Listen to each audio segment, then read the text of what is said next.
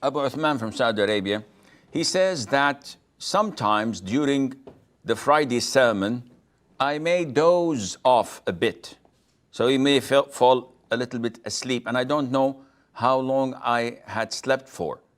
Well, we all know that sleeping is one of the things that nullifies wudu.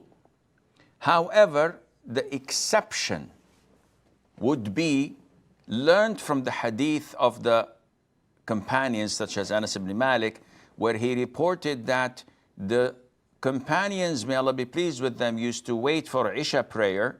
So the Prophet used to delay it a little bit, not like what we pray 15 minutes after the adhan. Rather, he would delay it until maybe an hour or so. So the companions used to wait in the masjid, and they used to work from Fajr until sunset in their farms, in their markets. So they were totally tired.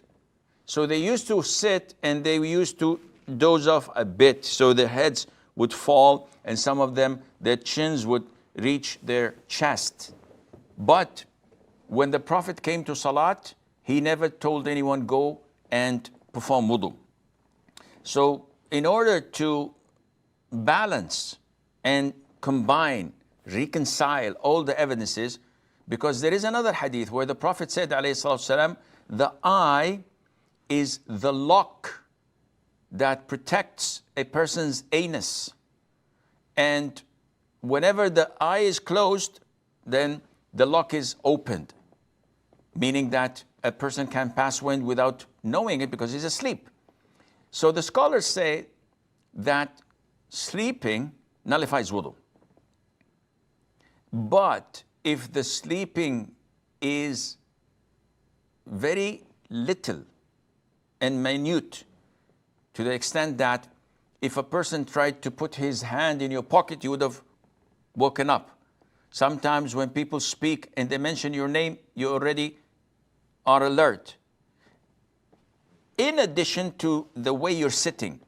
So if you're sitting on your bum, as they say, then the possibility of passing wind is far less than when you're lying on your side or when you're lying down on the ground, because this is much easier for wind to pass.